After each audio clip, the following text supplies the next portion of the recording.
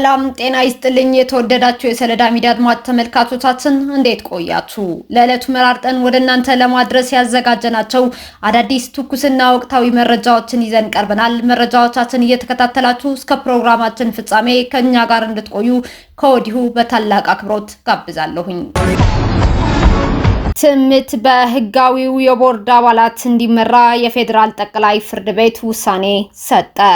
በህገወጥ መንገድ የህወሓት ቡድን አመራሮች የትምትን የቦርድ አባልነት ለመቆጣጠር ያደረጉት ሙከራ የፌዴራል ጠቅላይ ፍርድ ቤት ውድቅ አድርጎታል።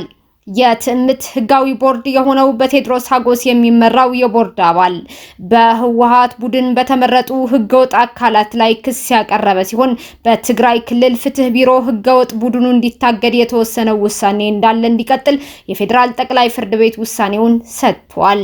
በዚህም ህጋዊው በቴዎድሮስ ሀጎስ የሚመራው የትምት ቦርድ በስራው እንዲቀጥል ለክልሉ ፍትህ ቢሮም ትዕዛዝ ተሰጥቷል። እኔ የሌለሁበት ምርጫ በትግራይ ውስጥ አይካሄድም የሚል አዲስ ሴራ የጀመረ ቡድን የሞት ቀነ ገደቡ እየተቃረበ ነው ሲል ስምረት ፓርቲ ገለጸ።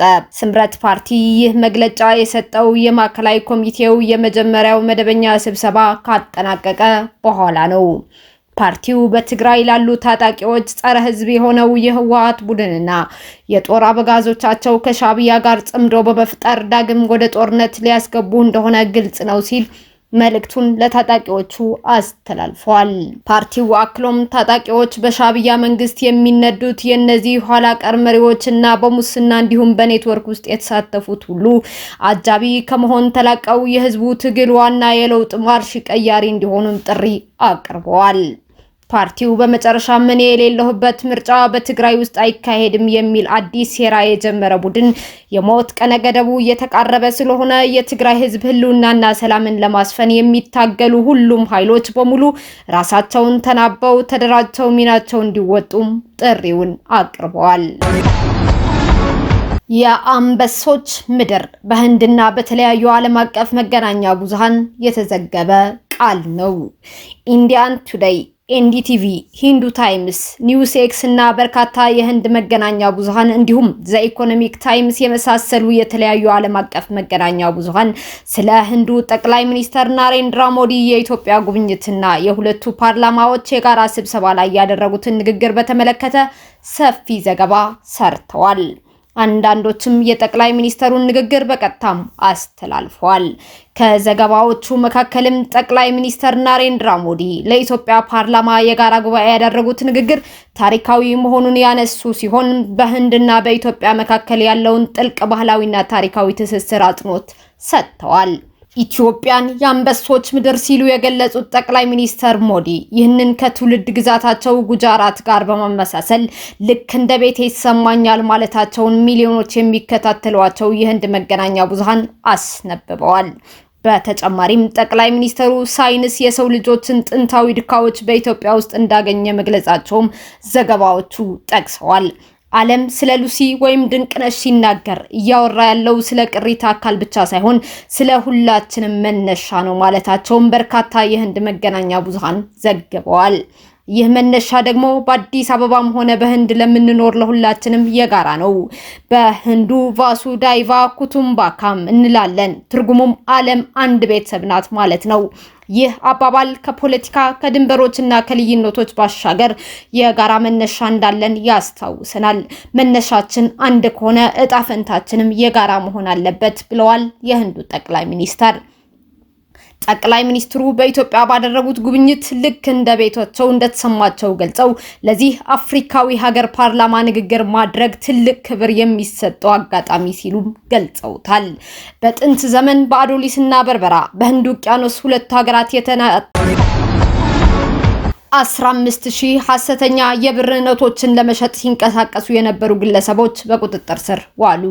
15,000 ሐሰተኛ የብር ኖቶችን ለመሸጥ ሲንቀሳቀሱ የነበሩ ሁለት ግለሰቦች ከነ ኤግዚቢቱ በቁጥጥር ስር መዋላቸው የአዲስ አበባ ፖሊስ ጠቅላይ መምሪያ ገልጿል።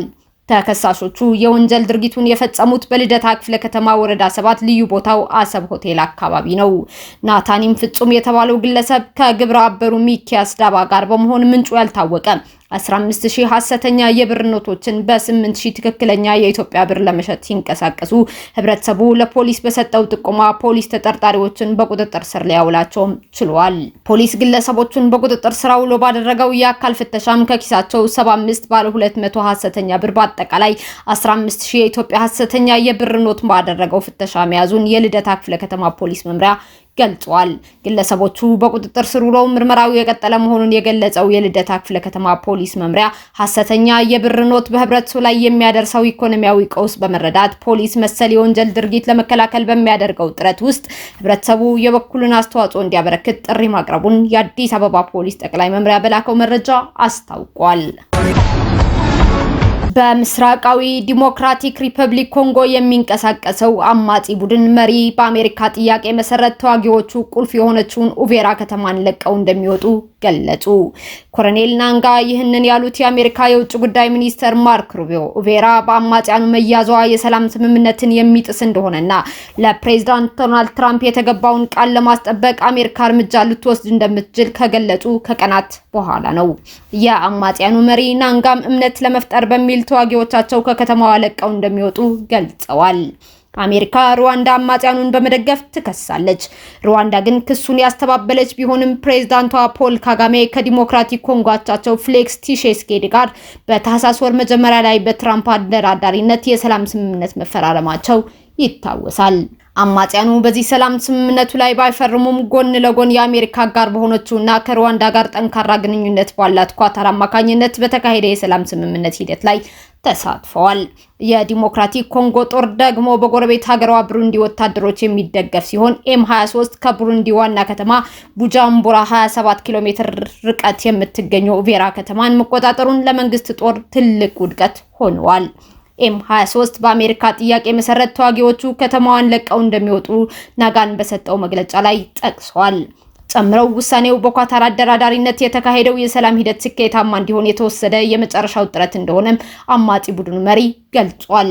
ይህ መቼ ጀምሮ ተግባራዊ እንደሚሆን ባይጠቀስም የተኩስ አቁም ስምምነቱ ለመቆጣጠርና የዲሞክራቲክ ኮንጎን ጦር ከይዞታው ውጭ የሆኑ ግዛቶችን መልሶ እንዳይቆጣጠር ለመከላከል ገለልተኛ ኃይል እንዲሰማራም ጠይቋል። የተባበሩት መንግስታት እንዳስታወቀው በዚህ ወር መጀመሪያ ላይ እንደ አዲስ በተቀሰቀሰው ግጭት ምክንያት 200,000 የሚሆኑ ሰዎች ቀያቸውን ለቀው ተፈናቅለዋል። በአብዛኛው ሰላማዊ ሰዎች ሆኑ ቢያንስ 74 ሰዎች የተገደሉ ሲሆን 83 ሰዎች ጉዳት ደርሶባቸው በሆስፒታል ሕክምና እየተደረገላቸው እንደሚገኝ የመንግስታቱ ድርጅት ገልጿል። የአሜሪካው ፕሬዝዳንት ዶናልድ ትራምፕ ቢቢሲ ፈጽሞብኛል ላሉት የስም ማጥፋት ወንጀል የ10 ቢሊዮን ዶላር ካሳ እንዲከፍል ጠየቁ። ትራምፕ ባቀረቡት ባለ 33 ገጽ ክስ ቢቢሲ ስሜን በውሸት በማጉደፍ ሐሰተኛና ንቀት ቀስቃሽ ምስል በማሰራጨት እንደ አውሮፓውያን አቆጣጠር በ2024 የአሜሪካ ፕሬዝዳንታዊ ምርጫ ላይ ጣልቃ ለመግባትና ተጽዕኖ ለማሳደር አግባብነት የሌለው ሙከራ አድርጎብኛል ሲሉ ከሰዋል። በዚህም ፕሬዝዳንት ዶናልድ ትራምፕ ቢቢሲ ላደረገው የስም ማጥፋትና አሉታዊ ተግባር የ10 ቢሊዮን ዶላር ካሳ ሊከፍል ይገባል ሲሉ ክስ መስርተዋል።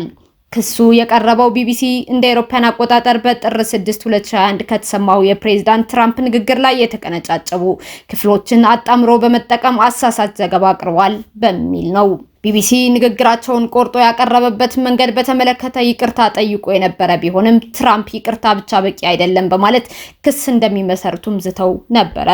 ባሳለፍነው ሳምንት ትራምፕ በፕሬዝዳንታዊው አውሮፕላን ኤርፎርስ ዋን ለጋዜጠኞች በሰጡት ማብራሪያ በሚቀጥለው ሳምንት ከ1 እስከ 5 ቢሊዮን ዶላር የሚደርስ ክስ እንመሰርታለን ብለው እንደነበር የሚታወስ ነው። እስካሁን አብራችሁን ከኛ ጋር ስለነበራችሁ እያመሰገንኩኝ በሌሎች መረጃዎች እስክንመለስ እንደተለመደው የሶለዳ ሚዲያ ቤተሰብ መሆን ላይክ፣ ሼር፣ ሰብስክራይብ ማድረጋችሁን አትርሱ። አዳዲስ ትኩስና ወቅታዊ መረጃዎቻችን በቶሎ እንዲደርሷችሁ የደወል ምልክቷን ይጫኑ። ስኬት፣ ድልና ሰላም ለኢትዮጵያውያን። ሶለዳ ሚዲያ